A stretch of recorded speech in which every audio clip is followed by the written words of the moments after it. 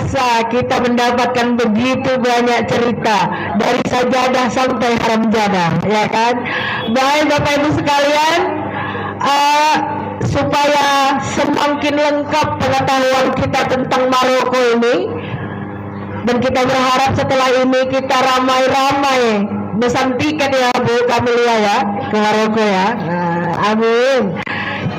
Lalu kita akan mendengarkan pengalaman-pengalaman yang pernah dilalui oleh Ibu Dr. Fatma Yulia selama di Maroko.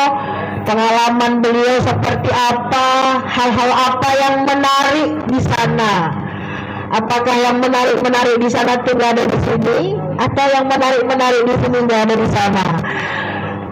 Selama Ibu berada di kerajaan ya, kerajaan Maroko ini, bagaimana situasinya terutama di bidang pendidikan?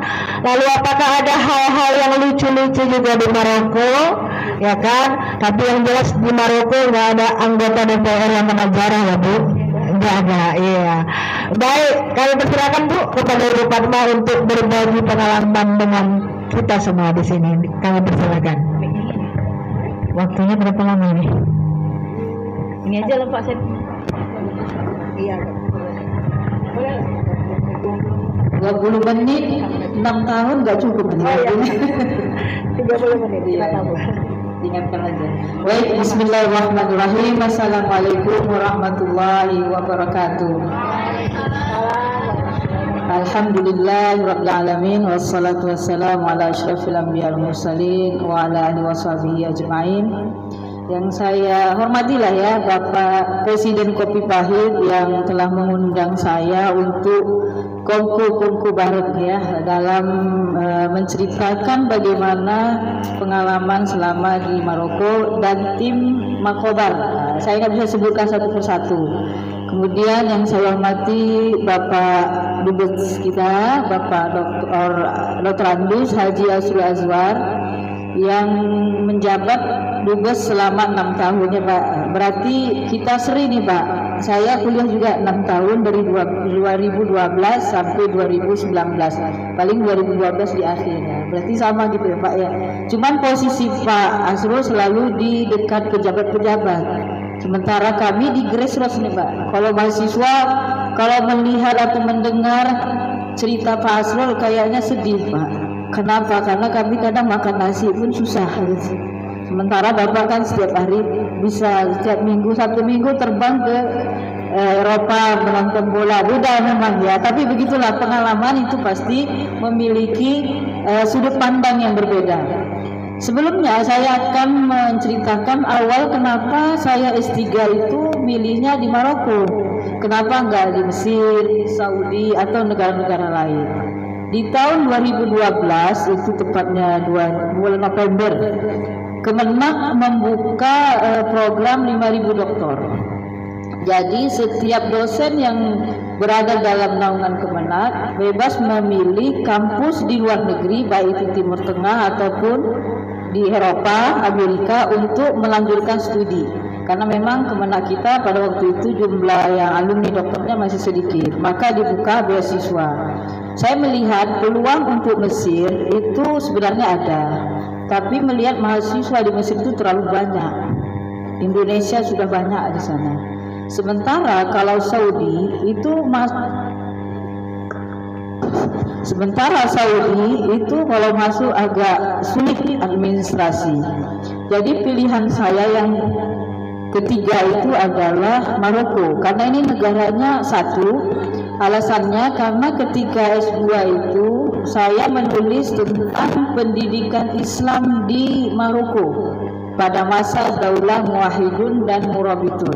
Karena saya jurusan pendidikan Islam ketika itu di Pasca. Jadi karena mau melihat bagaimana, kalau pendidikan Islam pada masa Abbasiyah sudah banyak, di Andalus sudah banyak. Tapi saya melihat ada benang merah antara Maroko, Maghrib itu dengan Andalus. Maka saya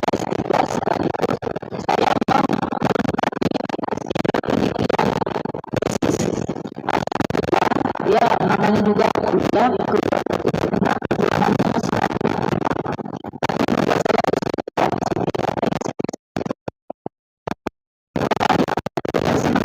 saya juga ceritakan. Sampai akhirnya di tahun 2014 di bulan Desember itu saya berangkat waktu itu dengan Ustadz Taufik, Dr. Taufik dan keluarganya. Dan kebetulan pada waktu itu kami berangkat dengan istri beliau. Di Bandara Soekarno-Hatta itu udah nggak dikasih terbang, sementara tiket udah dibeli, Pak. Alasannya apa? Mana tiket pulang kan gitu. Nggak ada, cuman ada pendekatan. Kebetulan pada waktu yang bersamaan rombongan dari Kemenag, Arfi kalau nggak salah dulu, itu berangkat pada waktu yang sama. Alhamdulillah kami mengikut mereka sehingga paspor itu lewat. Alhamdulillah. Mungkin niatnya juga ya memang untuk ke sana itu berangkat sampai di Maroko yang memang perjalanannya sungguh sangat jauh ya, melelahkan. Kalau saya melihat perjalanan dari Jakarta ke Abu Dhabi itu sekitar 7-8 jam. Transit bisa sampai 4 atau 5 jam. Kemudian dilanjutkan ke Maroko. Kalau kita bilang ini Maroko namanya Maghrib. Maghrib itu artinya tenggelam. Maghrib tempat tenggelam matahari. Jadi kalau saya melihat Maghrib itu dari asal kata ghoroba, gharib, ada hadis gharib, ada nama istilah dalam bahasa gharib itu orangnya aneh. Jadi gitu sampai di Maroko saya nggak melihat orangnya hitam-hitam, kok malah polisinya ganteng-ganteng ini. Orang-orangnya juga cantik-cantik. Oh ini betul-betul luar biasa ya pengalaman. Karena kan kalau dipikir Afrika itu pasti kulit hitam, ya seperti Buddha-Buddha gitu kan. Tapi ternyata ini kok lain, semacam mutiara yang tersembunyi gitu. Seolah-olah yang namanya Afrika itu nggak cocok di Maroko, gitu. Yang ada wajahnya Eropa, kemudian orangnya juga ramah-ramah gitu. Beda dengan Arab. Arab sendiri kan punya tabiat kasar ya, Bu. Tapi kalau ini saya melihat sangat ramah gitu. Apalagi ketika dia menyebut Minunti, dari mana kata gitu kan. Kita jawab dari Indonesia, Masya Allah, haji ya. Artinya apa? Masyarakat Indonesia dikenal di Maroko itu karena mereka itu dalam haji adalah jamaah yang paling tertib, rapi dan paling baik budinya. Sehingga ketika mereka lihat, oh Indonesia, langsung sayang gitu. Beda dengan negara yang lain. Atau misalnya saja Malaysia itu agak beda gitu ya. Ini pengalaman kita di masyarakat. Ketika sampai di sana memang pada waktu itu musim dingin. Bulan Desember musim dingin. Sampai akhirnya saya melihat, waduh ini nggak cocok nih, salah kostum. Karena kita di Medan ini kan panas, baju yang dibawa seadanya. Sampai di sana udah masuk sekitar -1. Wajah juga udah bengkak-bengkak, bibir berdarah-darah karena tidak sanggup menahan dinginnya itu. Ya karena bahasa Arabnya juga beda. Bahasa Arab di sana juga beda dengan yang kita pelajari di sini. Sehingga akhirnya saya bingung ini ngomong apa ya kalau bibir bengkak-bengkak gini pakai salap ya. Jadi saya pikir ke apotik, saya bilang sidah min fadlik, saya tunjuk aja muka saya bengkak. Oh ya udah tahu lah dia. Langsung dia kasih salap gitu. Karena bahasa yang saya pelajari dengan yang di sana itu memang berbeda. Di sana itu kalau bahasa amiyahnya disebut Darijah. Jadi masyarakat Maroko itu sebenarnya aslinya adalah suku Amazigh atau Berber. Sebenarnya agak sulit bahasanya, tapi karena kita sering mendengar, ya alhamdulillah terbiasa. Baik, itu kembali kalau pengalaman kuliah sebenarnya memang mengingat serpihan kesedihan sebenarnya, tapi nggak usah karena memang sangat menderita ya, awalnya itu sangat menderita, tapi ya akhirnya ujung-ujungnya karena ketika mendaftar itu di musim dingin, badan menggigil, datang menghadap ketua jurusan untuk memperoleh LOA, karena Kemenag kan nggak akan kasih beasiswa kalau nggak ada LOA. Sampai akhirnya itu ketua jurusannya ngelihat ini udah badannya kecil, dari mana kamu ini katanya kan, udah badannya kecil, kurus, bahasa Arabnya juga lemah kan gitu. kenapa kamu nekat mau ngambil bahasa Arab di sini? Jadi saya karena nggak ngerti juga bahasanya, ada dibantu mahasiswa kita Indonesia, karena bahasanya itu beda. Ya saya bilang, saya ini datang dari negara yang jauh. Jauhnya di mana Indonesia? Karena dia dengar Indonesia, dia jadi agak diam gitu. Padahal awalnya dia udah menolak itu, Pak. Sampai akhirnya dia mengatakan, apa tujuanmu kemari? Saya ini adalah wakil orang yang akan menyampaikan dakwah ketika saya pulang. Padahal sebenarnya nggak ada juga gitu kan, cuma ngarang aja gitu supaya simpati.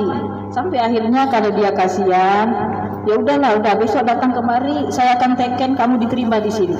Dalam hati saya, waduh betul juga itu ya. Memang alhamdulillah segala sesuatunya dimudahkan.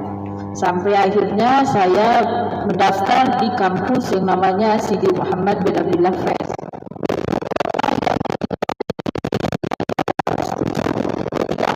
Atasnya di atas 55 sampai daerah pegunungan, beda dengan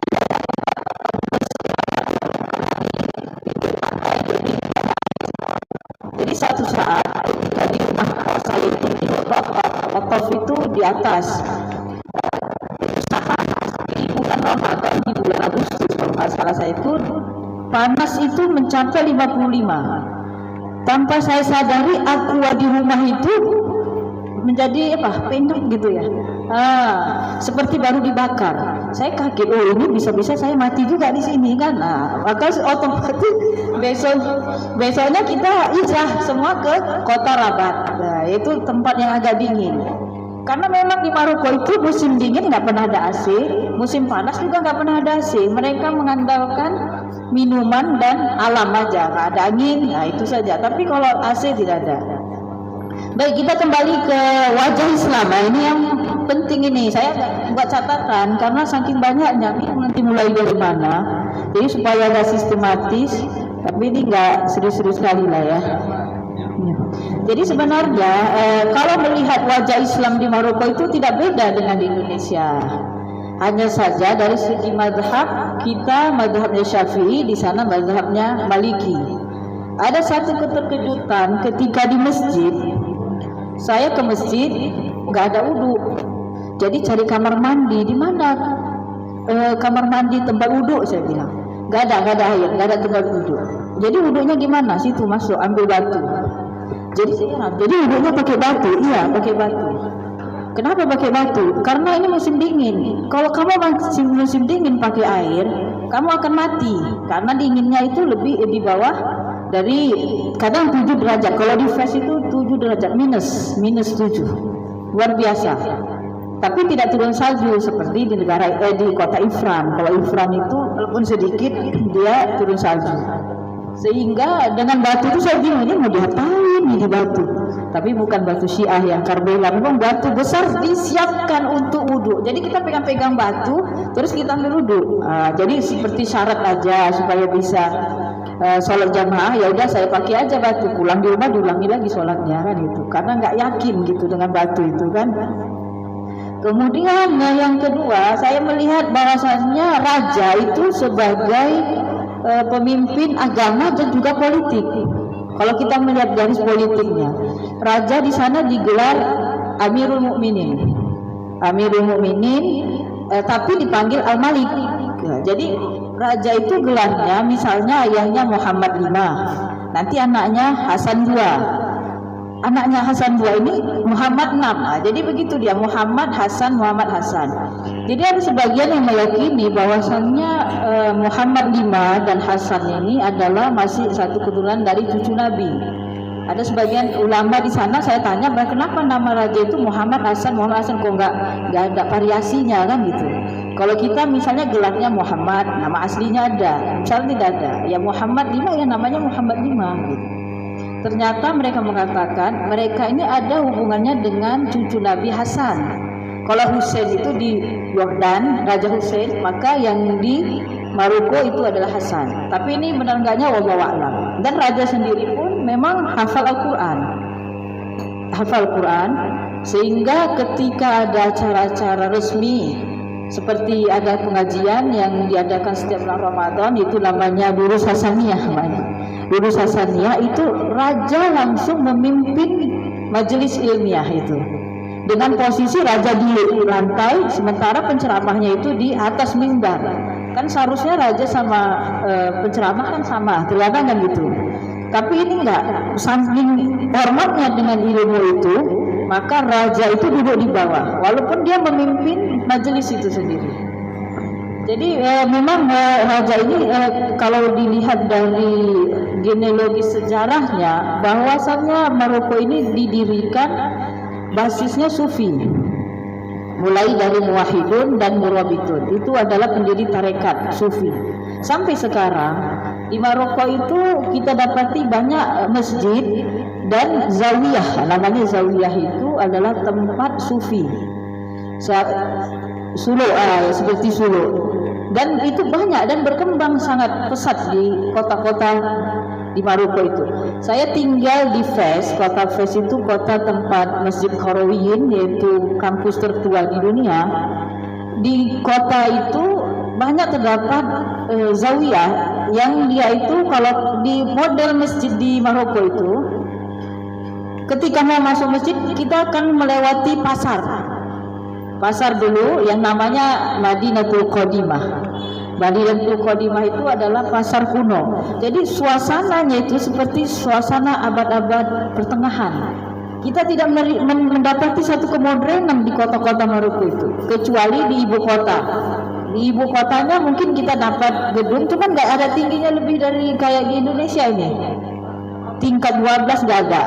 Seolah-olah kita berada di negara abad-abad pertengahan pada masa Nabi gitu. Bahkan rumah kos saya pertama kali di Fes itu agak menangisnya, kenapa? Seperti masa Nabi, cuman ada terpal saja. Tapi ya memang ada ada semi bangunannya, tapi memang agak sedikit menyedihkan ya, karena memang itu dipelihara di sana. Termasuk kalau kita melihat tembok-temboknya itu yang penjaga perang gitu, itu masih ada dan dibangun dan diperbaiki, tidak dihancurkan. Jadi akses-akses sejarah itu, situs-situsnya masih tetap ada. Yang kemudian yang kedua, mazhab Maliki, ya, satu lagi yang menarik adalah tilawah Al-Qur'annya. Kalau di Maroko itu mereka menggunakan riwayat Warsh. Riwayat Warsh itu kalau di tilawah kita di musabaqah ada namanya qiraah sab'ah. Kalau kita itu hafs kan itu. Jadi memang agak beda ketika seorang mahasiswa disuruh menghafal Al-Qur'an sebagai syarat dia untuk kuliah, itu dia nggak bisa menggunakan riwayat hafs, harus ngulang lagi pakai riwayat hafs yang kadang huruf-hurufnya berbeda, bacanya berbeda. Jadi kan agak lama itu tamatnya untuk menghafal, menyesuaikan hafalan aja itu lama, apalagi menyesuaikan bacaan itu lama, apalagi harus menghafalnya begitu. Tapi itulah dia harus dijalani karena memang raja itu punya peraturan yang nggak ada toleransi. Kalau memang peraturannya seperti itu, maka itu dijalankan. Nah, begitu dia. Kemudian ada satu lembaga yang resmi di Maroko itu namanya Wizaratul Awqaf wa Syu'unul Islamiyah. Kalau kita setingkat MUI-nya. Jadi setiap hal-hal yang berkaitan dengan khutbah Jumat itu semua dikontrol oleh lembaga ini. Jadi setiap masjid itu kalau khutbah Jumat, naskahnya itu udah dikasih langsung dari Wizara Awqaf. Kita nggak punya kebebasan untuk khatib, bukan kita, maksudnya khatib. Khatib itu tidak punya kebebasan untuk menyampaikan materi yang apa yang mau dia sampaikan. Dia harus baca. Dan itu biasanya untuk mencegah adanya paham-paham yang menyimpang. Oleh sebab itu agak sedikit kaku, tapi tertib. Termasuk bangunan masjid di Maroko itu satu tempat dengan tempat lain itu semua sama. Makanannya satu kota ke kota lain semua sama, nggak ada ciri khas. Misalnya kalau di Medan ciri khasnya lemak-lemak kan gitu kan. Kalau di sana roti daging, kuskus, tojin itu semua sama. Jadi kita nggak bisa dapat makanan yang berbeda. Kalau untuk makan nasi mahal di sana, karena harga beras mahal. Dan orang Maroko kalau dia bilang kita makan nasi itu ketawa. Dia heran, kenapa makan nasi kalian kan gitu. Seolah-olah makan nasi itu punya orang-orang Afrika yang Gabon ya, yang miskin-miskin. Dia menganggap Asia ini yang makan nasi itu miskin-miskin gitu. Nah, saya sempat protes ketika saya bayar Telkomsel itu wifi Indonesia. Iya saya bilang, mau takul. arus, ketawa dia. Saya bilang, kenapa kok ketawa? Saya bilang gitu. Apa yang terjadi dengan nasi itu? Gak ada, karena dia takut kan, dia sudah diam gitu. Saya tanya, kenapa setiap orang ditanya makan nasi ketawa? Oh, mohon maaf ya, kata teman saya, karena nasi itu makan orang-orang negara terbelakang. Saya sempat tersinggung juga kan, tapi ya nantilah tengok lah itu, saya bilang gitu kan. Sehingga kalau dibilang makan nasi itu, maka satu lagi mereka menganggap orang Asia itu sama dengan Cina. Jadi saya anggap kalian itu pandangan kalian sangat picik. Setiap lihat orang Indonesia, Simwi kata. Simwi itu apa? Cina. Cina itu apa? Semua barangnya palsu. Artinya tukang nipu kan gitu. Jadi ada image buruk. Atau mereka itu cuma tahu Afrika itu cuma tahu yang selain dari Maroko itu adalah Afrika, yaitu Gabon. Jadi Gabon itu negara Afrika yang miskin juga. Jadi setiap datang kita beli sesuatu, dari mana? Gabon katanya. Kepala kamu, saya bilang gitu, dari Gabon. Ya ada karena rasa kecewa gitu kan. Sembarangan Gabon gitu ya. Atau itu adalah Cina gitu ya. Cina itu tidak baik buat mereka karena Cina tidak ada di Maroko. Tempat saya itu tidak ada. Tapi nggak tahu kalau di Rabat, di Rabat mungkin ada. Kemudian dari segi suara azan ya, fenomena masyarakat di sana dalam beragama itu, azan itu juga diatur oleh majelis ulama, tidak boleh pakai lagu. Dan yang azan juga harus orang tua. Saya mengelilingi Maroko itu mencari masjid, kalau nggak ada suara azan ini yang agak merdu sedikit. Nah, semuanya sama, datar, tidak berlagu dan sesak nafas yang azan itu, karena tua-tua. Tidak ada yang muda. Dan memang itu digaji. Mereka imam, tukang muadzinnya itu digaji, dan gajinya itu langsung dibayar oleh raja. Jadi memang semuanya itu kontrol. Ini pengalaman ketika kita berbaur dengan masyarakat di sana. Dan saya tanya, kenapa azan ini nggak ada lagunya? Ya, mazhab Maliki nggak usah lagu-lagu. Ya itu lagu itu kan banyak yang datang. Ya, mereka mengatakan yang sudah tahu dalam hadis azan itu wajib datang, ya datang, nggak usah pakai lagu, gitu. Dan satu lagi kebiasaan mereka itu adalah tidur siang. Tidur siang. Jadi setiap kota ketika masuk jam 12, ini model musimnya kan beda. Kalau musim dingin itu subuhnya lebih lama, terkadang jam 7, setengah 8 gitu. Kalau musim panas subuhnya lebih awal, mungkin kadang jam 3, setengah 4. Jadi dengan perubahan musim itu juga mempengaruhi perubahan keberagaman juga, pengamalan agama. Kalau di musim dingin itu subuhnya bisa nanti sampai jam 8. Jadi yang sholat di masjid juga terkadang jam 8, kita jam 8 udah masuk kuliah itu. Nah, makanya bingung ini, sholatnya habis dari masjid langsung kuliah gitu. Dan satu lagi, kalau misalnya di masjid-masjid Maroko itu hanya dibuka pada waktu sholat. Jadi setelah waktu sholat selesai, misalnya sholat zuhur, itu langsung dikunci. Tidak boleh ada sholat susulan. Jadi kalau mau sholat ya di belakang masjid itu. Jadi semua masjid ketika tidak waktu sholat itu ditutup. Tidak boleh ada sholat kecuali ada pengajian, dan pengajian itu pun harus minta izin dulu dengan majelis ulama bahwa akan diadakan pengajian di masjid ini pada hari ini. Kalau misalnya buat sendiri itu nggak boleh. Pernah ada satu pengalaman ketika kami mahasiswa Indonesia itu di musim dingin, karena kita orang Indonesia nggak pernah merasa salju ya, kita pergi ke daerah yang namanya Ifran. Ifran itu daerah yang memang setiap tahun musim dingin turun salju. Ketika masuk waktu zuhur kami terlambat, rombongan kami terlambat. Kami mau sholat masjid. Ya biasa kita di Indonesia kan, masjid digunakan kapan aja terbuka. Tapi langsung mereka kunci, selesai, tidak ada lagi sholat. Waktu sholat selesai. Kalau mau sholat tunggulah waktu asar. Saking kakunya mereka terhadap peraturan itu, terkadang kita sulit juga gitu. Mahasiswa ya tadi karena begitu ya kita ikutin aja. Sehingga ketika ditanya ini kenapa masjid hanya dibuka pada waktu sholat, karena untuk menghindari adanya gerakan ekstremisme. Karena masjid ini selalu digunakan sebagai pusat perkumpulan orang-orang yang ingin memberontak. Jadi untuk mengantisipasi itu dibuatlah satu peraturan, masjid hanya digunakan untuk tempat ibadah dan menuntut ilmu atau belajar. Sebagaimana kalau di Qarawiyyin, tempat saya belajar itu, kalau ada namanya majelis ilmu, karasi ilmiah. Jadi di Maroko itu ada istilah namanya pengajian, tapi disebut istilahnya karasi dari kalimat kursi. Jadi karasi itu bermacam-macam. Ada karasi tafsir, kursi tafsir, maksudnya pada majelis itu khusus dipelajari ilmu tafsir. Dan ulamanya juga, ustadznya itu digaji dari pemerintah, dari raja langsung. Dan ditetapkan orang-orangnya. Ada nanti kursi usul fikih, berarti di masjid itu akan diajari cuman belajar usul fikih. Jadi istilah maddah atau materi itu di sana disebut dengan kursi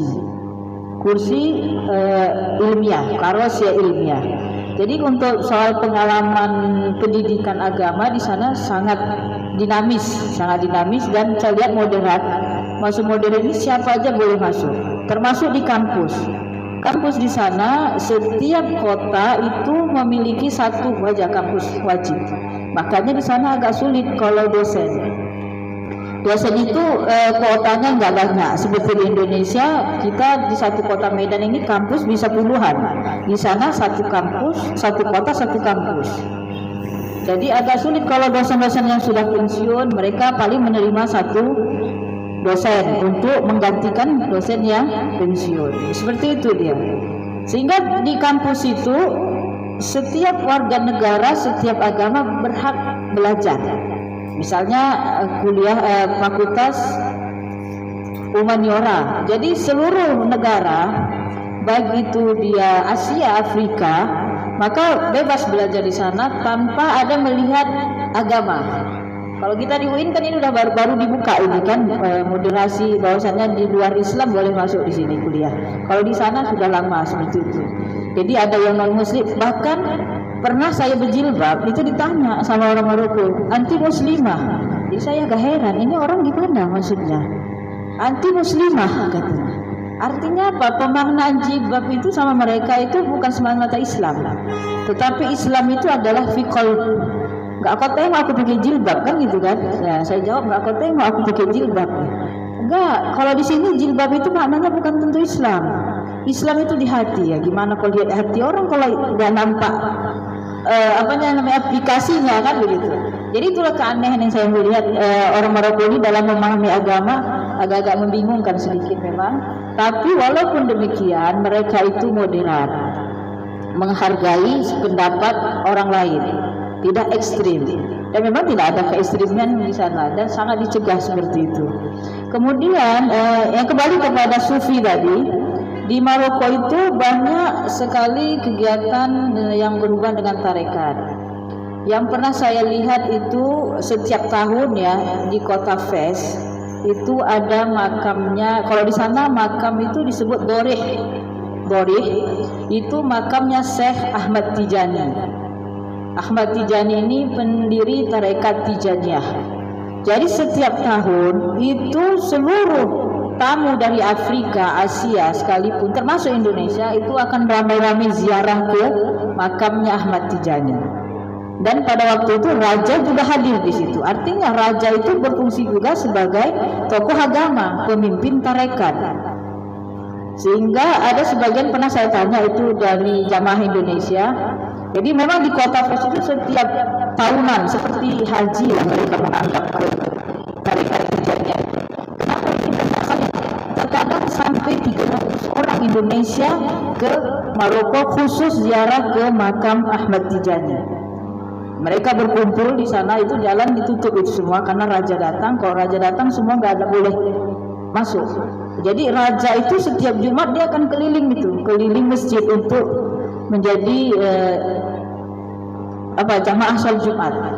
Jadi kalau udah raja datang itu semua ditutup. Alhamdulillah saya pernah nampak wajah rajanya dekat, walaupun agak-agak ditolak sama askar ya. Tapi alhamdulillah sempatlah dapat. Ya alhamdulillah paling tidak pernahlah nampak wajah Raja Maroko secara langsung. Kemudian di makam Tijani itu selalu diadakan wirid, zikir, dan kadang mengkhatamkan kitab. Saking senangnya mereka dengan tarikat dan zawiyah, dengan sufi ini, banyak tarikat atau zawiyah yang berkembang di setiap kota di Maroko. Bahkan ada satu tempat namanya Harazem. Itu ada seorang wali disebut Sidi Harazem, dan kuburannya itu muncul mata air. Dari mata air ini mereka gunakan sebagai obat. Ada yang sakit pinggang. Makanya ada dalam botol aquanya, kalau kita aqua di sana Sidi Harazem. Jadi nama botol aqua itu adalah nama air yang diambil dari mata air kuburan para wali di sana. Jadi kalau saya melihat di sini sangat mengkultuskan sekali dengan wali atau sufi. Jadi sufi itu memang dominan di sana. Walaupun demikian, moderasi beragamanya juga sangat kuat. Jadi kesimpulannya, kalau Maroko saya melihat tradisional tapi moderat. Tradisional itu artinya mereka tetap mengamalkan ajaran Islam secara kaku ya, seperti Kailullah. Kailullah itu tidur siang. Jadi setiap warga Maroko kalau sudah siang itu wajib tidur siang itu. Jadi seluruh toko tutup. Jadi jangan harap kalau udah terlambat kita misalnya pulang kuliah mau makan, ya paling tidak tunggulah sampai waktu asar. Karena memang peraturannya ada hadis Nabi, kilu fa inna syaitan la taqil. Jadi itu mereka jadikan sandaran. Buatlah kailulah karena syaitan tidak pernah kailulah. Maka sebab itu setiap toko, setiap pusat perbelanjaan setelah zuhur itu tutup. Jadi kalau kita kan belanja habis zuhur biasanya kan, sekarang di sana nggak bisa. Kalau habis zuhur kita lihat toko, maka selesai lah itu, udahlah, tunggulah sampai waktu asar itu. Yang kemudian lagi yang penting saya melihat adalah tentang pengamalan sufi dalam bidang musik. Jadi walaupun tasawuf di sana itu sifatnya zikir atau tarekat, ada juga bentuk tarekatnya itu seperti pertunjukan musik, tapi musiknya disebut musik sufi. Kalau di sana dikenal dengan genawa. Genawa itu dia pakai musik tapi isinya adalah zikir-zikir. Dan itu pertunjukan itu biasanya dilaksanakan pada malam, dan itu banyak penggemarnya. Dan mereka memiliki musik yang hampir sama dengan musiknya Andalus. Kalau Andalus itu kan dia musiknya lebih soft, lebih lembut. Di sana juga di Maroko seperti itu. Jadi sebenarnya mau diceritakan banyak juga ini, cuma hidup saya agak terpecah-pecah dan terputus-putus karena mengingat ada beberapa pengalaman yang langsung ya, ada yang pengamatannya melalui cerita dari kawan kan begitu. Ya mungkin kalau dari sini itu aja lah mungkin ya. Tapi nanti kalau ada pertanyaan bisa lah dielaborasi ini. Oke. Oh ya, itu aja lah dulu mungkin ya. Udah 30 menit kan? Nah, itu dia. Baik, terima kasih kita ucapkan kepada Ibu Dr. Padma. Kita kasih tepuk tangan dulu untuk kedua narasumber. Baik, langsung saja kepada audiens, Bapak Ibu sekalian yang ingin sharing atau berdiskusi hari ini tentang Maroko, wajah-wajah Maroko, ya kan? Pasti banyak ini yang mau ditanya. Kepada Bapak Ibu kami persilakan. Mungkin Bu Nasrillah ini.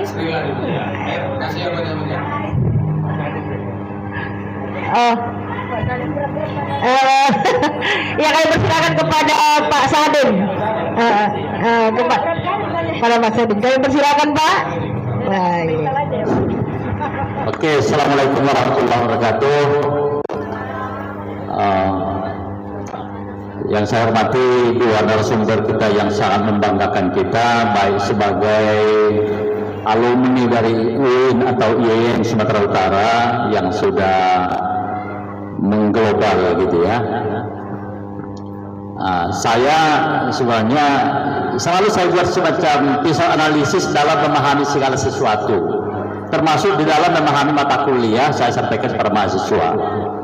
Ketika orang berbicara tentang ilmu apapun, coba dilihat dulu apakah itu yang dia bicarakan itu masa klasik, masa pertengahan, masa modern, atau masa postmodern. Jadi kalau itu apanya, saya bilang gambaran yang diceritakan tadi juga mungkin ada modelnya terkait dengan era kekinian nampaknya. Karena tadi mungkin kalau masalah klasik itu saya ingat seorang tokoh namanya Musa bin Nusair, Pak. Sebagai ahli politisi yang hebat, kalau saya nggak salah bahkan dia itu dari latar belakang sosialnya sangat rendah, sampai dia menjadi gubernur, dan dialah yang merancang bagaimana bisa menyeberang ke seberang, yaitu ke Andalusia. Walaupun dia menggunakan anak buahnya, itu panglimanya, sebenarnya dia panglimanya itu adalah Tariq bin Ziyad, sehingga Tariq bin Ziyad itu yang terkenal, tapi akhirnya dia seolah-olah hilang di telan masa, dan bahkan saya lihat dia itu adalah seorang seorang gubernur terakhir matinya sangat juga menyedihkan, dalam arti tidak punya apa-apa, miskin, walaupun dia mungkin waktu itu masih bisa berangkat haji ke Mekah, dan di Mekah lah dia meninggal. Tapi itu adalah seorang panglima, seorang gubernur yang sangat hebat di Afrika tentunya. Kemudian nanti akhirnya kekayaan yang dirampas melalui perang yang dilakukan dia di Afrika sampai ke Spanyol itu diserahkan ke raja di akhir dari mungkin Al-Walid bin Abdul Malik, karena saya meneliti tentang Walid bin Abdul Malik dulu S2 saya. Jadi saya sedikit banyaknya bisa memahami bagaimana di sana gitu. Kemudian yang saya sampaikan itu adalah bahwa apa yang digambarkan yang tadi itu, makanya kalau bisa tadi memang sudah dijelaskan oleh Bapak narasumber kita terkait dengan konteks ya kekinian sebenarnya.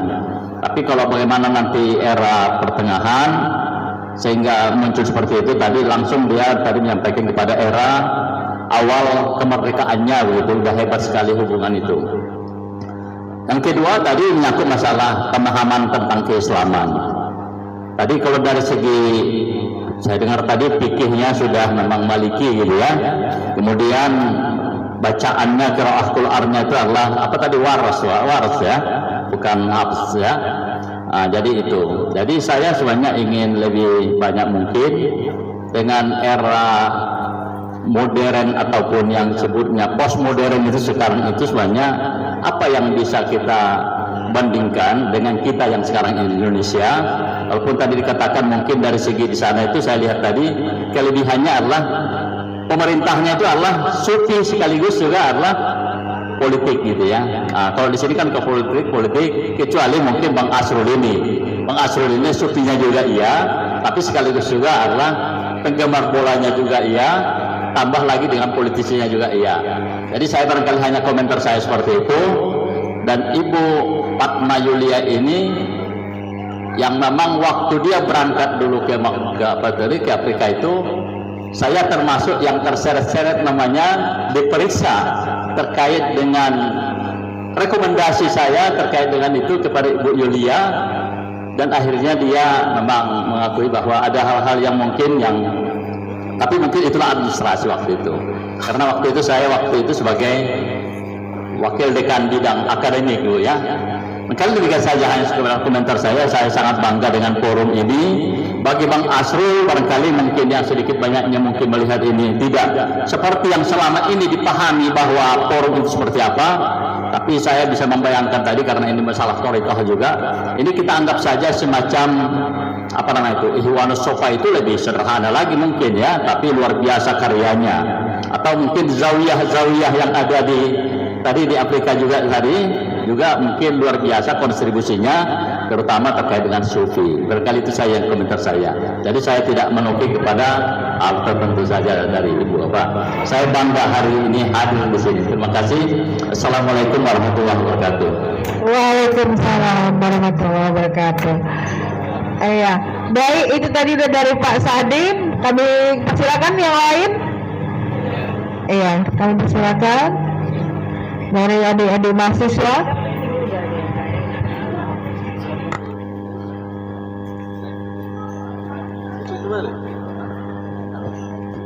Assalamualaikum warahmatullahi wabarakatuh.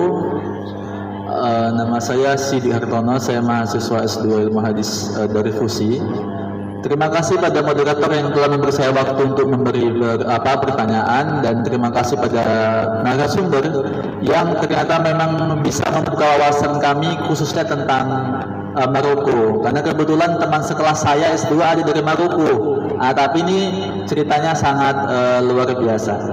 Tadi Ibu ada menyatakan bahwa di sana sangat kental dengan zawiyah-zawiyah, kemudian dengan tarekat-tarekat, bahkan tadi sampai ada mata air yang muncul di pemakaman wali dan dianggap obat. Saya kira fenomena ini nggak jauh ya, di Indonesia banyak, tapi mungkin khusus di Pulau Jawa ada juga yang mengaji di kuburan, menghatamkan. Namun fenomena yang saya lihat saat ini khususnya di Indonesia adalah ini hanya banyak digandrungi oleh kelompok-kelompok semisal dari alumni pesantren atau keluarga-keluarga yang memang banyak hidup di kalangan kiai. Tapi karena berhubung ini sudah banyak perubahan khususnya di anak-anak muda, saya lihat sedikit sudah anak muda yang berminat arah ke sana. Yang ingin saya tahu, Bu, apakah sampai saat ini di Maroko anak-anak muda atau Gen Z di sana tetap masih kental dengan itu, atau juga ada pandangan yang pro kontra terhadap pengkultusan kegiatan makam-makam kewalian itu? Sekian yang saya pertanyakan dan terima kasih. Baik, terima kasih kepada Adinda Sidik ya. Sidik, terima kasih. Dilanjutkan oleh Ibu Nasrila, silakan persilakan. Baik, terima kasih. Assalamualaikum warahmatullahi wabarakatuh. Yang terhormat Bapak narasumber ya, dan Ibu Dr. Fatma Yulia. Menarik sekali tadi penyampaian dari Pak Asul Azwar dan juga Ibu Fatma Yulia tentang Maroko. Saya akan bertanya, tadi Pak Asul Azwar juga mengatakan bahwasanya salah satu dari wali songo itu berasal dari Maroko gitu ya Pak ya. Kemudian juga tadi Ibu Ustazah Fatma Yulia juga mengatakan bahwasanya banyak sekali tarikat-tarikat sufi-sufi yang ada di Maroko. Nah, saya melihat ini kota Maroko ini cukup unik ya, karena satu sisi tadi Ibu Fatmah bilang belum tentu yang berjilbab itu Islam, tapi satu sisi di sana itu banyak sekali makam-makam wali dan juga penghafal Al-Quran. Bahkan menurut Pak Asul Azwar tadi 7 tahun udah minimal 10 juz ya Pak ya. Yang ingin saya tanyakan, bagaimana kegiatan atau budaya penduduk Maroko itu menyikapi tentang ya, satu sisi mungkin mewajibkan menghafal Al-Quran, bahkan rajanya sekalipun itu memang penghafal Al-Quran, tapi satu sisi mereka masih mengatakan jilbab itu Islam atau tidak begitu. Itu yang pertama. Yang kedua, bagaimana sebenarnya etika dari masyarakat Maroko itu tentang, kalau kita di sini biasa dari mana Indonesia gitu ya, langsung negatif gitu. Padahal kalau dipikir-pikir rezim itu kan tidak haram, tapi kenapa mereka kok miring gitu menilainya? Nah, sepanjang pengetahuan Pak Asrul dan juga Bu Fatmah yang selama lebih kurang 6 tahun di Maroko, bagaimana sebenarnya sikap ini yang akan Bapak dan Ibu bawa pulang selaku pernah berpengalaman di Maroko, dan juga bagaimana sebenarnya solusi yang harus kita terapkan di Indonesia? Terima kasih. Assalamualaikum warahmatullahi wabarakatuh. Waalaikumsalam warahmatullahi wabarakatuh. Terima kasih kepada Ibu Nasrullah. Selanjutnya satu lagi Pak Salam. Iya, satu lagi yang untuk yang keempat kepada Pak Salam, kami persilakan. Baik, assalamualaikum warahmatullahi wabarakatuh. Janganlah bahasa Arab, tak pandai bahasa Arab Maroko. Yang terhormat kedua pemateri, para pengurus ya Kopi Pahit, para dosen dan mahasiswa yang luar biasa. pertama yang ingin saya sampaikan apresiasi ya, kepada khazanah ya, yang sudah dibagi oleh kedua pemateri, dan ini sangat menginspirasi bagi saya secara pribadi. Ternyata menjadi orang hebat itu luar biasa gitu. Jadi mudah-mudahan nanti Pak Asrul bisa berbagi kepada kita semua, selain dari apa yang sudah dikemukakan oleh beliau tadi, gimana sih caranya biar bisa jadi duta gitu kira-kira Pak Asrul. Apa kompetensi yang harus dimiliki atau yang harus disiapkan oleh seseorang, baik dari sisi intelektual, skill, kemudian kafaahnya ya, kemampuan khusus yang harus dimiliki sehingga kita bisa jadi duta, apalagi ini di Maroko. Ini yang pertama. Kemudian yang kedua, Asrul tadi sudah bercerita bahwa ada impor dari Maroko itu yang sangat vital ya, dibutuhkan oleh pengembangan pupuk di Indonesia. Tetapi ya,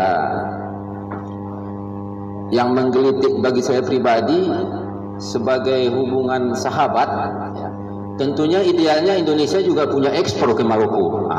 Kira-kira apa sih ekspor? Peluang ekspor apa yang bisa kita kembangkan di Indonesia sehingga ini bisa dijual ke Maroko gitu. Jadi hubungan itu menjadi semakin kompleks, indah, menarik gitu ya kan. Jadi ada timbal balik ya.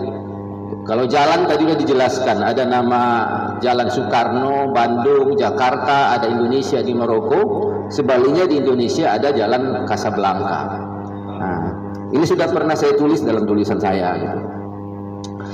Yang ketiga, Bapak Ibu sekalian, saya mencatat bahwa selain salah seorang wali yang menyebarkan Islam di Indonesia itu berasal dari Maroko, sebetulnya ada 3 khazanah Maroko yang sangat akrab dipraktekkan dan diamalkan di Indonesia, walaupun barangkali kadang ini tidak kita sadari.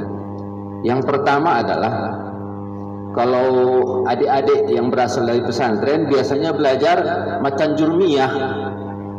Ada kitab matan jurmiyah yang dipelajari di setiap pondok pesantren. Dan kitab ini dikarang oleh Abu Ya'qub Muhammad bin Daud As-Sunnahaji. Dan itu berasal dari Maroko.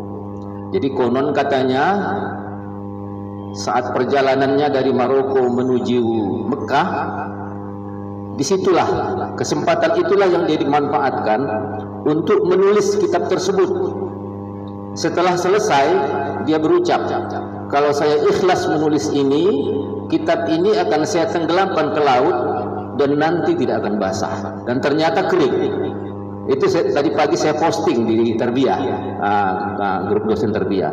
Dan ini dipelajari di hampir seluruh pondok pesantren dan hampir seluruh universitas yang ada di Indonesia. Ini yang ketiga. Kemudian yang keempat, di pesantren juga diamalkan satu kitab. Dia lebih tepat disebut hizib, bukan doa.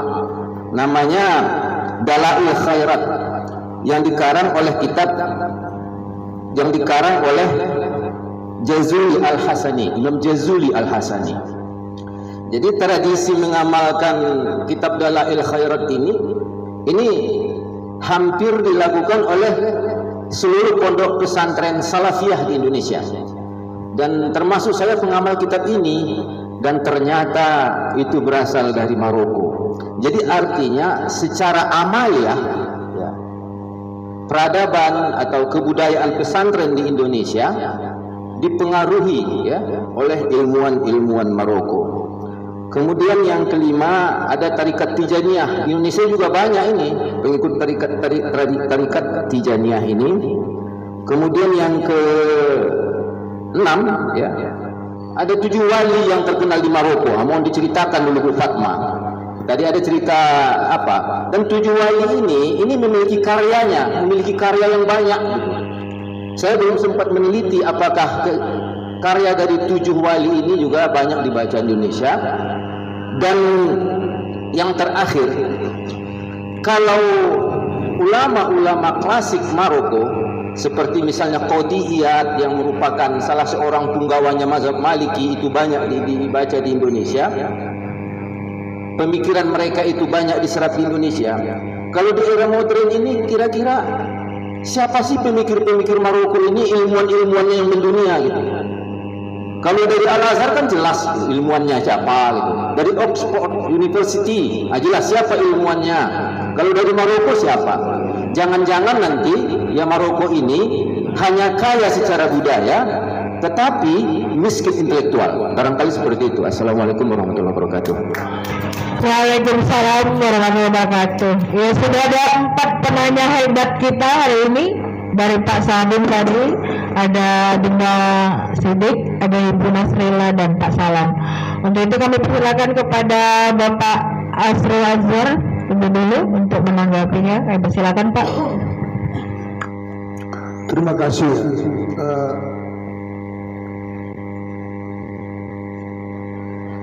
Bagaimana caranya untuk menjadi safir atau ambasador atau duta besar?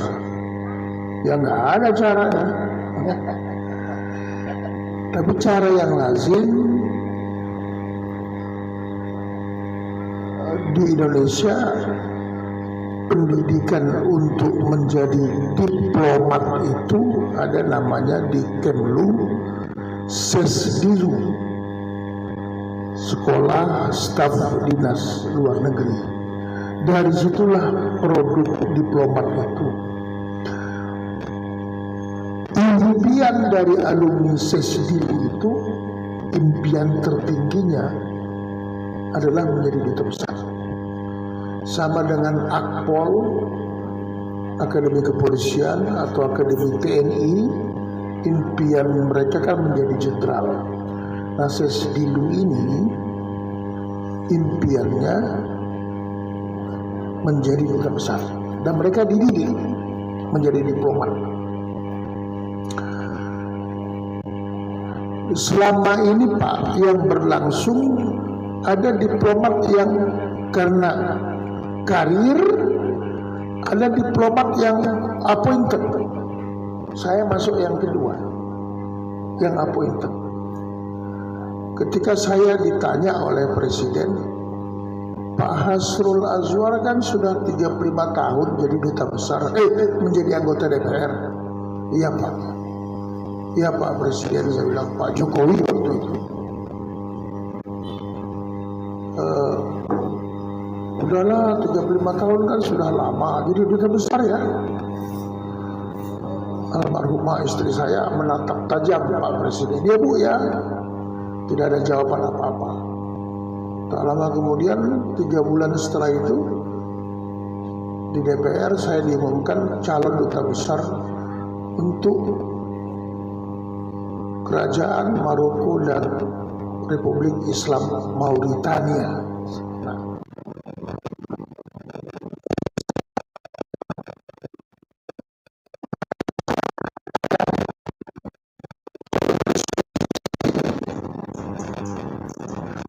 Saya sekarang ini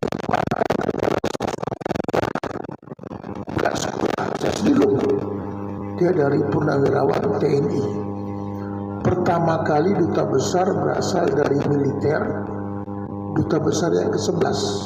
Sekarang ini pengganti saya duta besar yang ke-10. Saya ketika ditunjuk menjadi duta besar, waduh,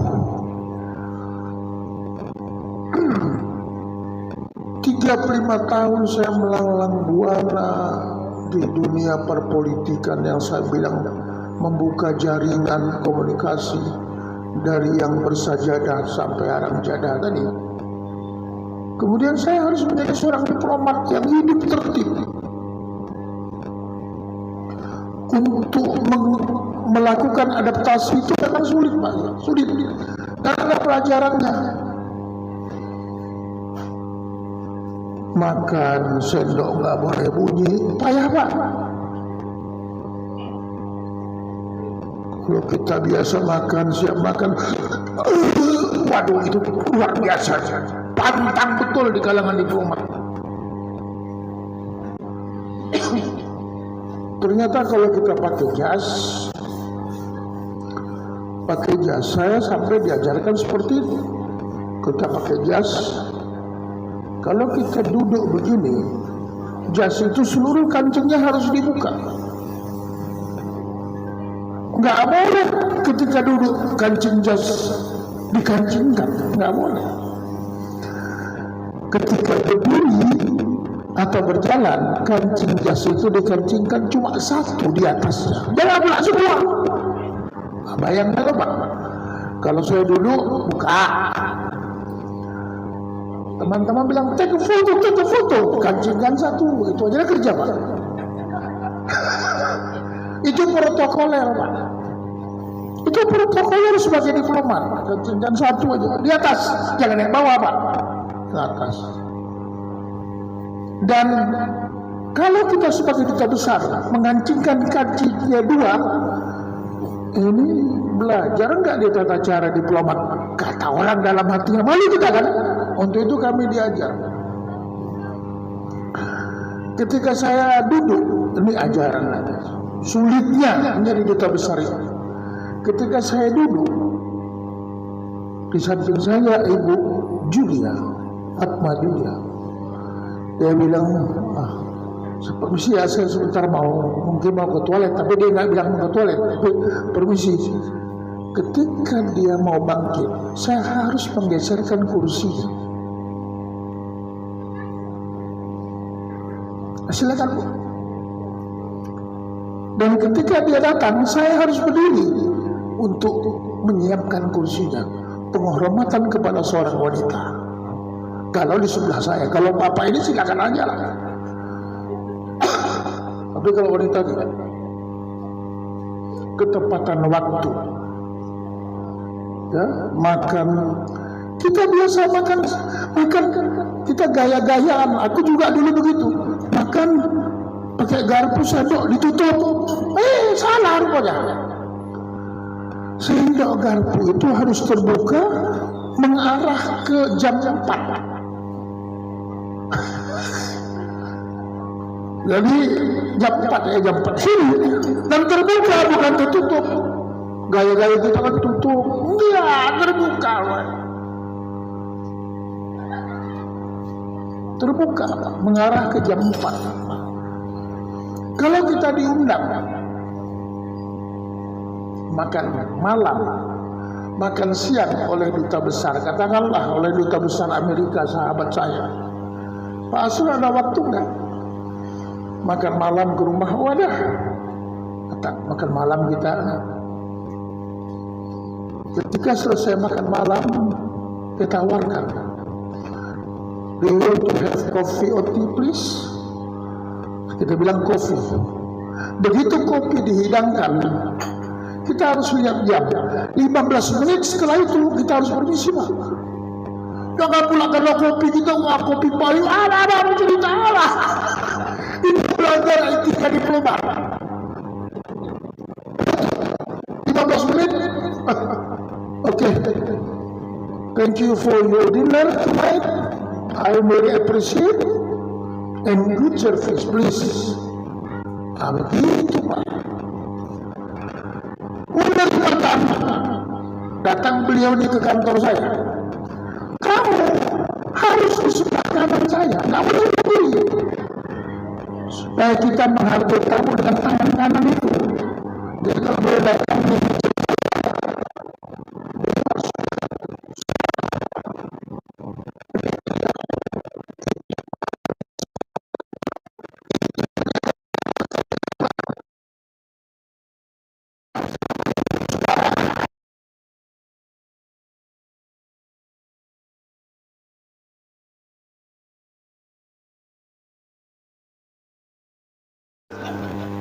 sulit Pak, nggak mudah. Dan itu 6 tahun saya belajari, 6 tahun saya lakoni.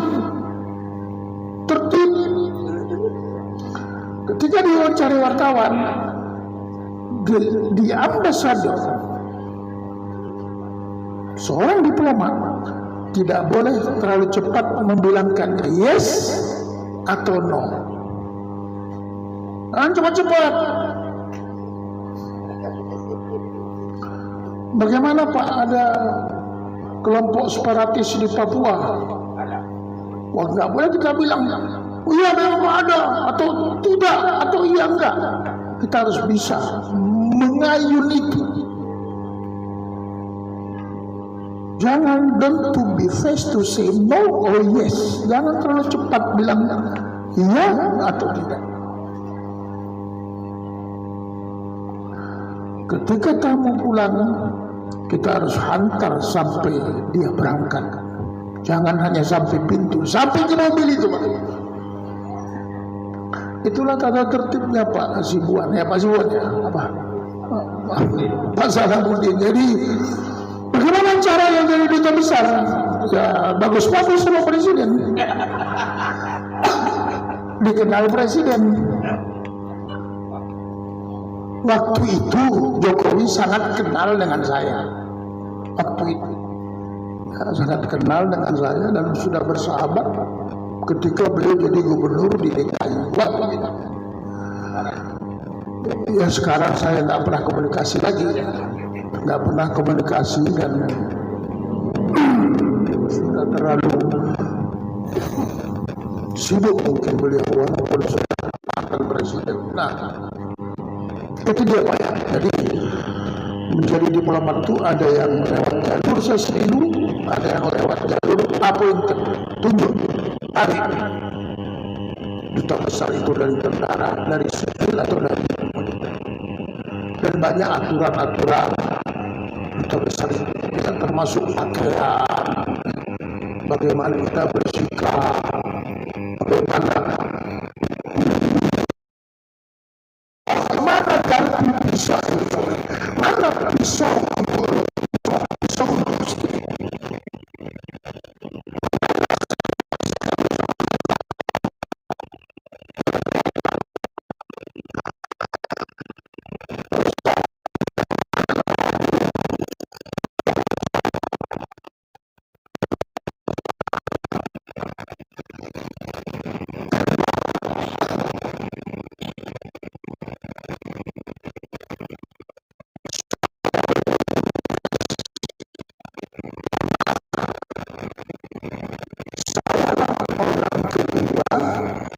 yang mengunjungi perpustakaan asli FES setelah Gus Dur, karena saya bersahabat dengan wakil rektor FES, ya, Pak Fili.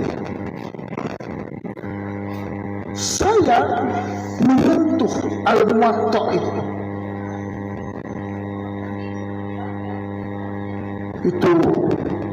kedap suara, debu pun tak bisa masuk, dan saya pakai sarung tangan. Al-Muwatta yang asli itu ada di situ, dan dibuka lembarannya itu, saya juga sempat membaca dan menyentuhnya. Terus saya dibawa keliling ke tempat tirakat ketika Jazuli menyusun Dalail Al-Khairat. 14 tahun Pak dia susun buku itu. Bukan singkat Pak. Dalail Al-Khairat 14 tahun. Menurut sejarah dia menimba air, timbanya jatuh. Lewat seorang anak muda, ada apa Pak Kiai? Timba saya jatuh. Anak itu kemudian mengambil timba itu dengan mudah. Jazuli heran, ada apa ini? Apa amalan kau? Saya tiap hari bersalawat kepada Rasulullah. Terinspirasi dari situlah dia kemudian menyusun buku itu, Dalail Al-Khairat, salah satu kitab salawat yang bagus dan diamalkan, dibaca hampir sebagian atau seluruh pesantren di Indonesia dan dikarang selama 14 tahun. Tempat tirakat, tempat ngepos dia itu ada menara kecil. Kalau kita masuk Madinatul Qadim masuk ke Masjid Fes, sebelah kanan di samping tempat tukang-tukang buat pot bunga macam segala itu ada tempatnya, itu Dalailal Khairat. Jurumiyah memang di sana Pak, tapi sayang kuburannya terlantar. Saya minta itu dibugar lah, ya, kitab Jurumiyah. Nah, bagaimana tentang keislaman di Maroko? Mereka sangat moderat, itu dia Islam moderat. Kalau Al-Quran, saya selalu ikut. Habis subuh dan habis maghrib, mereka selalu baca Quran berjamaah. Satu subuh itu satu hizib, habis maghrib satu hizib, 1 bulan 60 hizib selesai Pak. Jadi setiap hari saya ikut, dan saya tinggal di Rabat dekat dengan masjid, rumah saya, rumah dinas. Saya datang maghrib, saya datang subuh. Ya maghrib saya baca Quran, ada 15-20 orang. Habis maghrib ya saya buka Quran. Di sebelah saya mungkin ada 7-8 orang, dia nggak ada lihat apa-apa, hafal. Termasuk imam yang mimpin. Yang lain ya termasuk orang Maroko baca. Itu hebatnya mereka Al-Quran. Dan memang mereka bilang Arab Saudi, Timur Tengah sampai Palestina, Ardul Anbiya, Ardul Awliya, termasuk Sab'atul Awliya, 7 wali itu di situ. Ya. Jadi kehidupan praktek keislaman sehari-hari dan tidak, itu sudah biasa. Saya berkunjung ke mall, ada wanita muslim yang tidak berhijab, ada yang berhijab, sama dengan di sini, sama. Tetapi Maroko terkadang lebih ekstrim dunia ke Eropa, karena lama dijajah Prancis dan dekat posisi strategis kewilayahannya dengan Prancis. Apa ekspor Indonesia yang saya terus genjot, terutama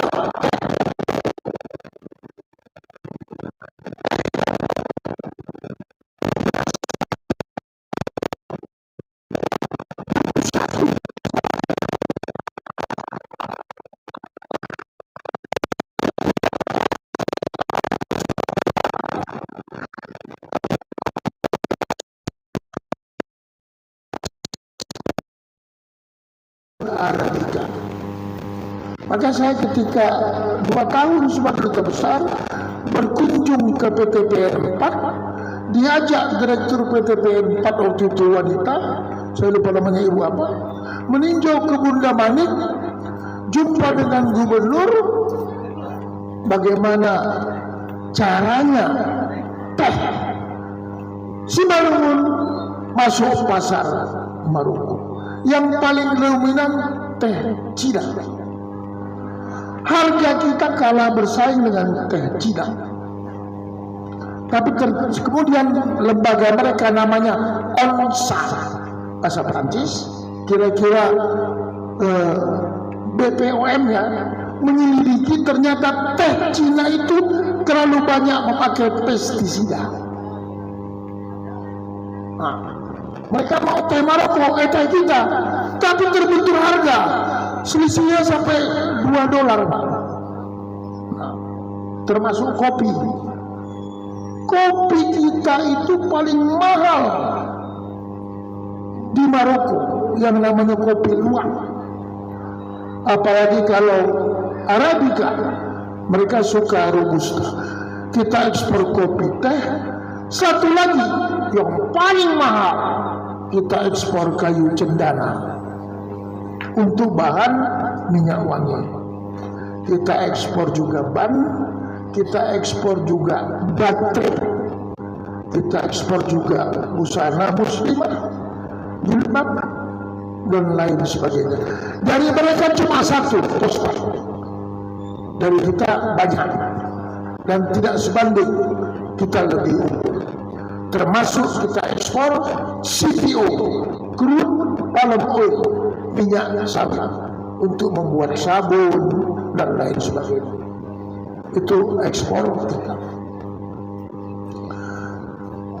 Benar Bapak bilang bahwa tidak ada ilmuwan Maroko yang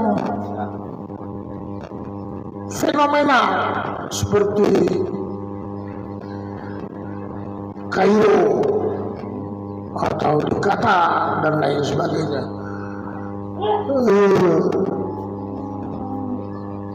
Saya tidak tahu, nanti mungkin Ibu Dr. Fatma bisa menjelaskan. Tapi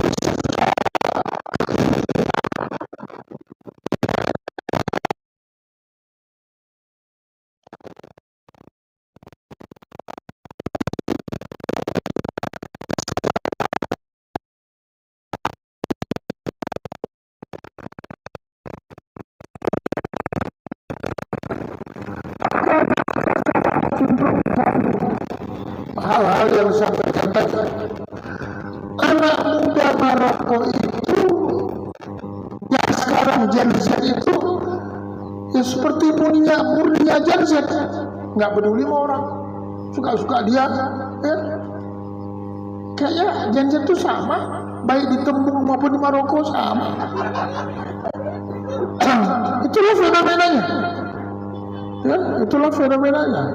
Sembahyang rambut gondrong ya, celana jeans ya, habis sembahyang nggak ada zikir-zikir, langsung pergi. Itulah Gen Z.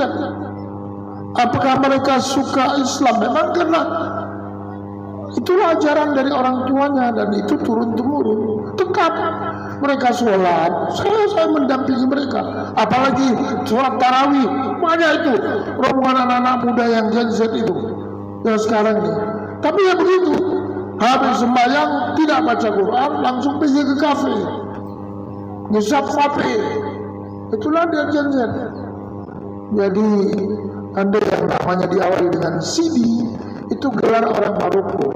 Orang yang berilmu di Maroko itu dibilang CD, tadinya Sayyidi menjadi CD. Jadi hormat Pak CD.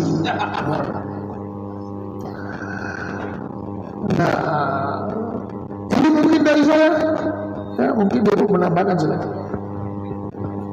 Baik, terima kasih. Ya, berkaitan dengan pertanyaan yang pertama, yaitu Gen Z, apakah mereka itu cenderung ke tarekat seperti anak-anak pesantren di Indonesia?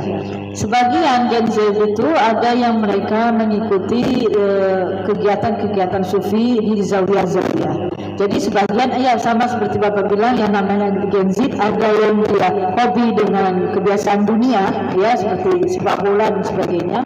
Sebagian juga yang mereka itu suka berkecimpung dalam bidang agama. Jadi yang memang berkecimpung dalam bidang agama itu ya yang mereka itu memang sudah berafiliasi dengan tarekat atau zawiyah. Jadi setiap malam Jumat itu di Masjid Qarawiyyin, bahkan di barinya At-Tijani, itu sering mereka itu mengkhatamkan kitab Dalailul Khairat.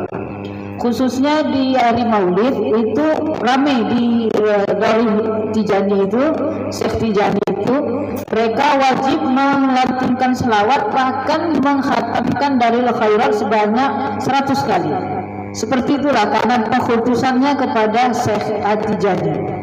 Kemudian itu ada ya tadi ada di Adidaya. Kemudian yang ke Dr. Salam terkait dengan ulama yang di Maroko itu, kenapa tidak masyhur seperti ulama?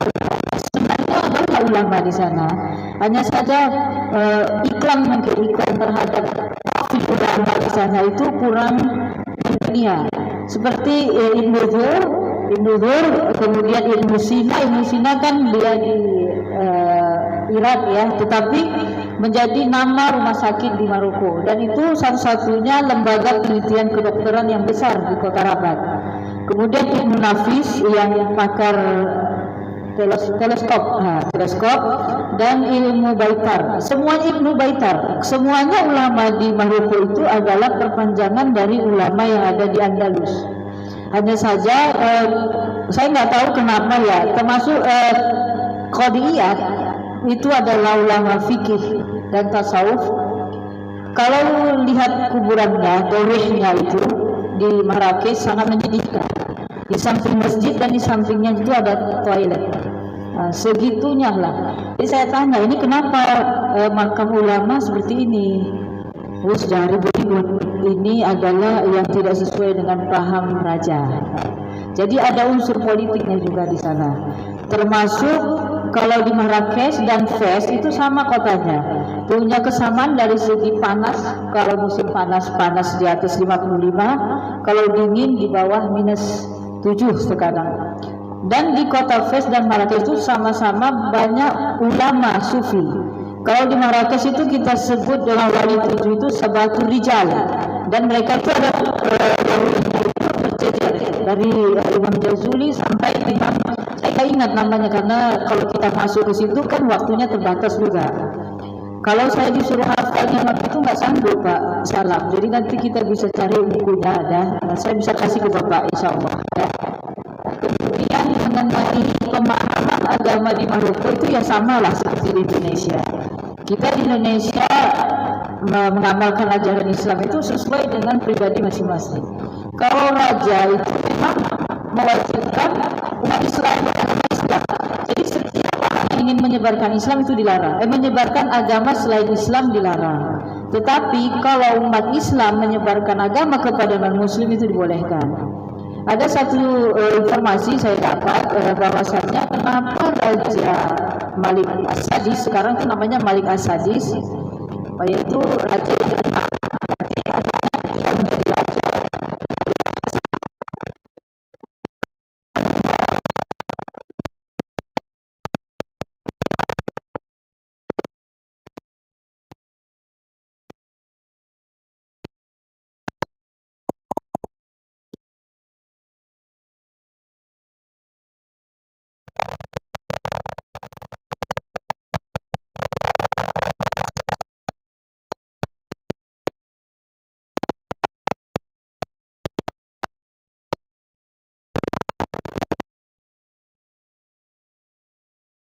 Raja itu ingin politik di Maroko itu aman, tidak ada musuh, karena itu akan mengganggu stabilitas pemerintahannya. Kemudian kalau ada pertanyaan, kenapa orang yang berjilbab juga ditanya Muslim? Karena salah satu sisi modernitas mereka itu mereka menganggap sama dengan Eropa, karena dekat dengan Prancis dan Spanyol. Seolah-olah kalau kita melihat di kota Rabat, ibu kota itu udah seperti bukan kota Islam. Di sana itu memang seperti Prancisnya Arab gitu.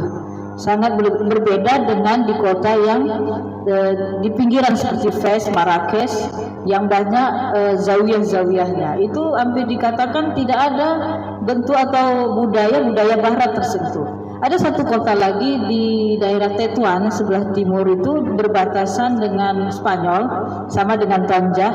Itu budayanya malah lebih dekat ke Spanyol. Saya belum pernah lihat gereja kecuali di kota Tetuan, cuma satu mungkin. Tapi di Rabat ada juga ya, ada di Rabat satu. Situ tampaknya memang perkembangan ajaran agama selain Islam itu sangat dibatasi, walaupun dibolehkan tapi dibatasi. Begitu. Mungkin itu aja. Satu lagi saya mungkin mau menginformasikan tentang pengamalan sholat tarawih. Kalau di Maroko itu agak berbeda dengan di kota lain, di Indonesia khususnya. Mereka itu kalau bulan Ramadan habis selesai buka puasa itu nggak langsung makan yang berat, makan yang ringan untuk sholat tarawih.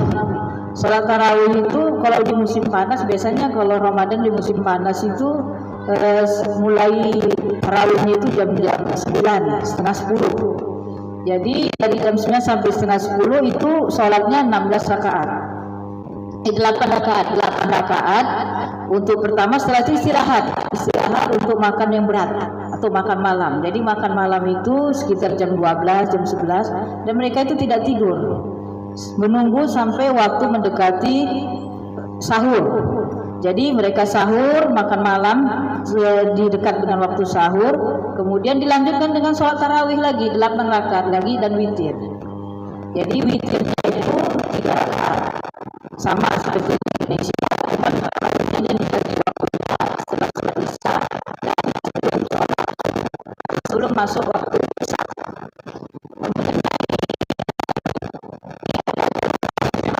Ada serpihannya itu baru saya ini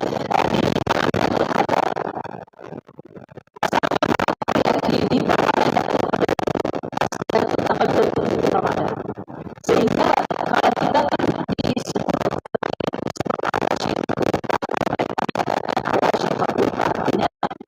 kali yang memberi berkah karena di dalamnya ada Lailatul Qadar. Jadi diwajibkan Lailatul Qadar itu di tanggal 27. Mereka tidak kenal Lailatul Qadar di malam yang ganjil yang lain, yaitu tanggal 27. Di malam itu sholat tarawih itu didouble sampai 32 rakaat sampai mendekat waktu subuh. Dan pada waktu itu juga anak-anak dan masyarakat itu keluar ke jalan pakai pakaian yang wangi, pakai baju-baju yang cantik, seolah-olah macam melihat bahwasanya akan turun Nabi begitu. Turun malaikat turun fi Lailatul Qadar itu, malaikat turun, maka mereka menyambut itu. Ada kepercayaan bahwasannya di malam 27 itu semua keberkahan akan turun kepada mereka, termasuk yang pakai baju baru, pakai sholat tarawih sampai 32 rakaat. Jadi khatam itu sampai terkadang Quran itu yang udah khatam diulang lagi agar dia pas sampai mendekati waktu imsak, sampai segitunya. Mengenai kebiasaan one day one juz, sama seperti Pak Dubes bilang, setiap hari itu wajib menghatamkan 1 juz dibagi 2 waktu, yaitu waktu subuh setengah juz dan waktu maghrib setengah juz, dibaca secara bersama-sama. Yang hafal mereka, dan itu bacaannya tidak pernah, maksudnya tidak pernah itu, dia pasti sama iramanya, setiap membaca itu tidak ada yang duluan, tidak ada yang belakangan. Nah, itu saya heran, ini gimana nyetingnya gitu. Nggak bisa kita setting seperti itu, tapi memang mereka itu sudah dipatok supaya semuanya tidak boleh salah dan tidak boleh meleset. Nah, jadi kelebihan Maroko ini saya lihat disiplinnya, ya, kemudian kepatuhan terhadap peraturan. Jadi kalau ada yang berbuat maksiat atau berbuat kesalahan itu hukumannya berat. Kalau nggak mati ya di penjara, tapi susah keluarnya susah. Jadi mungkin itu aja. Terima kasih. Baik, kita kasih tepuk tangan yang meriah dulu untuk kedua narasumber hebat kita hari ini. Memang waktu kita sangat singkat rasanya ketika kita mendengarkan tentang Maroko yang luar biasa ini. Dan yang jelas tadi pesan dari Pak Asrul Azhar, kalau mau jadi diplomat dekat-dekatlah dengan presiden gitu. Jadi kalau nggak bisa dekat dengan presiden yang jauh, dengan presiden kopi pahit aja lah kita dekatnya, ya kan. Iya, luar biasa. Baik, kepada narasumber kami ucapkan terima kasih sudah berbagi pengalaman yang begitu banyak dan sangat bermanfaat buat kita semua di sini. Untuk itu sebagai penutup kita berikan pemberian sertifikat ya kepada kedua narasumber, kepada Pak Presiden agar kemari juga, kepada Bapak